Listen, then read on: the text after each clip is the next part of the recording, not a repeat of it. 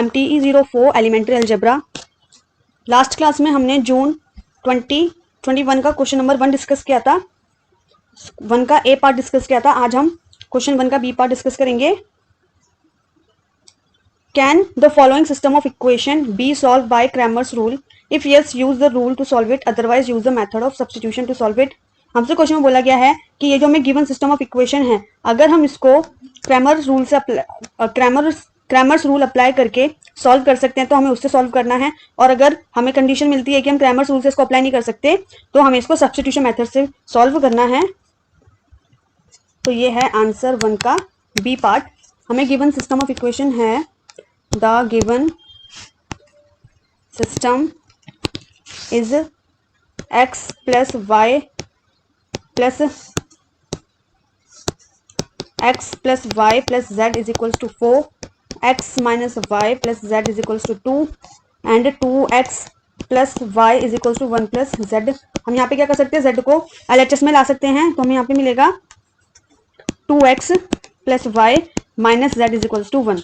Cramer's rule के लिए अगर हमें कोई given system of equation given है और हमें चेक करना है कि हम उसमें क्रैमर्स रूल अप्लाई कर सकते हैं नहीं कर सकते, तो उसके लिए हमें क्या करना होता है, ये जो हमें इक्वेशन में वेरिएबल्स गिवन होते हैं, हमें इनके जो कोफिशिएंट्स होते हैं उनका हमें डिटर्मिनेंट फाइंड करना होता है। और अगर डिटर्मिनेंट हमारा 0 आता है तो हम क्रैमर्स रूल अप्लाई नहीं कर सकते, और अगर हमारा डिटर्मिनेंट कोई भी नॉन जीरो नंबर आता है, यानी कि 0 के इक्वल नहीं आएगा, तो हम क्रैमर्स रूल अप्लाई कर सकते हैं। इसके पहले हमें क्या करना होता है, हमें जो गिवन सिस्टम ऑफ इक्वेशन होता है इसको मैट्रिक्स फॉर्म में कन्वर्ट करना होता है। दिस इज, तो ये जो ऊपर जो इक्वेशन ऑफ सिस्टम हमें गिवन है उसको बोल सकते हैं this is of form ax is equals to B.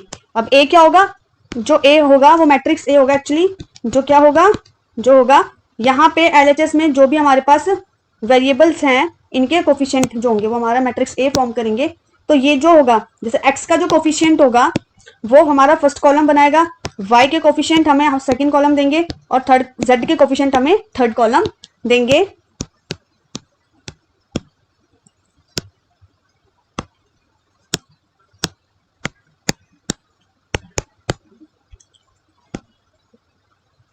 तो हमारा a होगा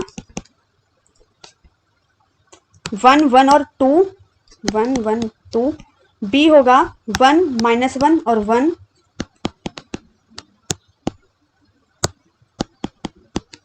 और c होगा 1 1 और -1।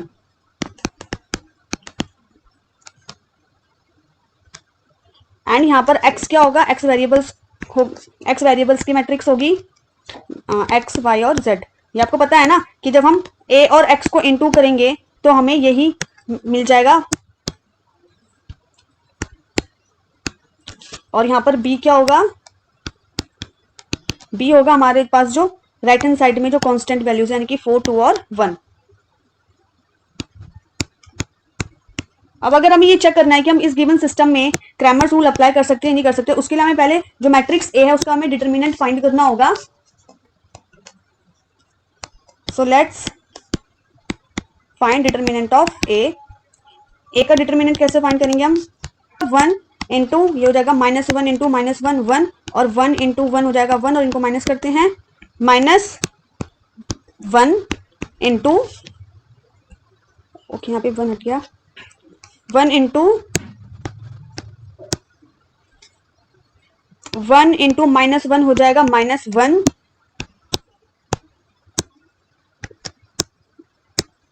-2 इंटू 1 हो जाएगा 2, प्लस अब क्या करेंगे, अब 1 इंटू 1 हो जाएगा 1, एंड 2 इंटू -1 हो जाएगा -2, और यहाँ पे माइनस होगा, यहाँ पे माइनस, तो माइनस माइनस क्या हो जाएगा, प्लस हो जाएगा, तो +2। तो जब इसको आगे सॉल्व करेंगे तो डिटर्मिनेंट ऑफ ए हमें क्या मिलेगा, देखो 1 इंटू 0 हो जाएगा 0, और -1 इंटू ये हो जाएगा 2 और 1 3, -3, तो -1 इंटू -3 हो जाएगा +3, और 1 इंटू 3 हो जाएगा +3। तो हमारा डिटर्मिनेंट ऑफ ए क्या आया, 6 आया। यानी कि हमें क्या पता चला कि डिटर्मिनेंट ऑफ ए जो है वो 0 के बराबर नहीं है, तो हम लिख सकते हैं since determinant of A is not equals to 0, so we can apply Cramer's rule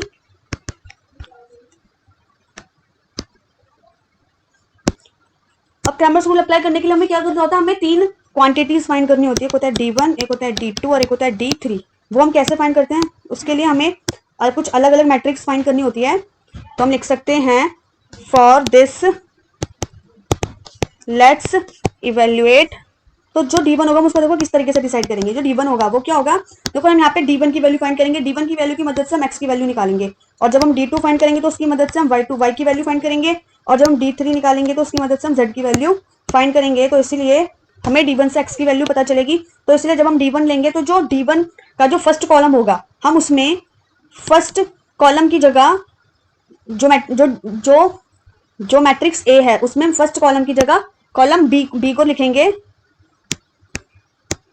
column B को लिखेंगे तो कॉलम B क्या है, 4, 2 और 1। तो ये होगा हमारे फर्स्ट कॉलम की जगह, और सेकंड कॉलम और थर्ड कॉलम हमारे सेम रहने वाले हैं। तो 1 -1 1 और 1 1 -1। अब हम इसका डिटरमिनेंट फाइंड करते हैं। तो वो क्या होगा, वो होगा 4 इंटू -1 इंटू -1 हो गया 1, और 1 इंटू 1 हो गया 1 -1 -1 इंटू 2 इंटू -1 हो जाएगा -2, और 1 इंटू 1 हो जाएगा -1 प्लस 1 इंटू 2 इंटू 1 हो जाएगा 2, माइनस माइनस होते हैं, -1 इंटू -1 इंटू 1 हो जाएगा -1। अब एक माइनस यहाँ पे हमारे पास फॉर्मूले से भी होता है, तो +1।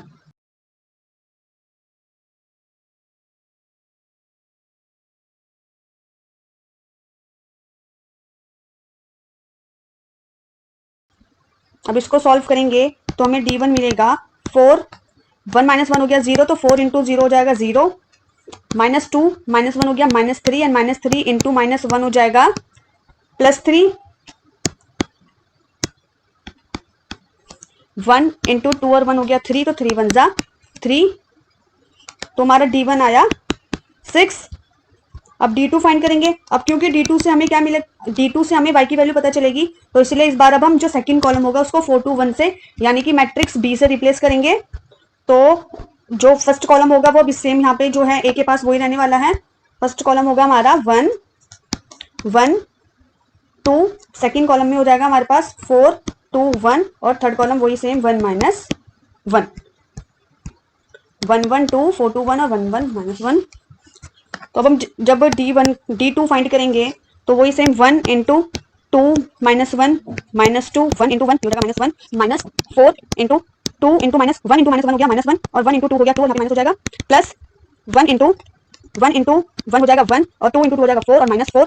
और जब हम इसको आगे सॉल्व करेंगे तो हमें D2 मिलेगा -3 इंटू 1 -3 और -3 इंटू -4 +12, और -3 इंटू 1 -3, और यहाँ से आंसर मिलेगा 6। और अब हम D3 फाइंड करेंगे। D3 से हमें क्या मिलेगी, Z की वैल्यू मिलेगी। तो इसलिए इस बार थर्ड कॉलम को हम मैट्रिक्स B से रिप्लेस करेंगे। तो हमारी मैट्रिक्स हो जाएगी 1 1 2 1 -1 और 4 2 1। इसको आगे सॉल्व करेंगे तो मिलेगा हमें वही 1 इंटू -1 इंटू 1 -1, 2 इंटू 1 हो जाएगा 2 -1 इंटू 1 इंटू 1 हो जाएगा 1, एंड 2 इंटू 2 हो जाएगा 4 -4, और plus 4 into 1 into 1 1, and -2 into 2 हो जाएगा -1, और -1 इंटू 2 हो जाएगा -2, और माइनस हो जाएगा प्लस। यहाँ से D3 मिलेगा -3 इंटू 1 हो जाएगा -3 इंटू -1 हो जाएगा -3 -1 +3, और +3 इंटू 4 हो जाएगा 12। तो यहाँ से हमें D3 मिलेगा 12। अब एक्स वाई जेड की वैल्यू फाइंड कर लेते हैं। एक्स वाई जेड कैसे निकलता है, ये जो हमने स्टार्टिंग में जो मैट्रिक्स ए निकाली थी उसके डिटरमिनेंट से हम D1 को डिवाइड करेंगे तो हमें किसकी वैल्यू मिलेगी, एक्स की वैल्यू मिलेगी। तो D1 जो आया था हमारा वो था 6, और जो डिटरमिनेंट ऑफ ए आया था वो भी क्या था, 6 था। तो 6/6, 6 से 6 कैंसिल, आंसर आया 1, और y होगा D2/mod ऑफ a। D2 की वैल्यू भी 6 थी, तो 6/6 हमारी y की वैल्यू भी 1 होगी, और z की वैल्यू होगी D3/mod ऑफ a। तो D3 की वैल्यू है 12, तो 12/6 इज इक्वल टू 6 2 12, हमारा आंसर आया 2। तो x आया 1, y आया 1 और z आया 2। ये है हमारी value of x, y and z। आज के लिए बस इतना ही। मैं आशा करती हूँ हमने जो डिस्कस किया आपको समझ आया होगा। अगर कोई डाउट है तो कमेंट कर सकते हैं। धन्यवाद।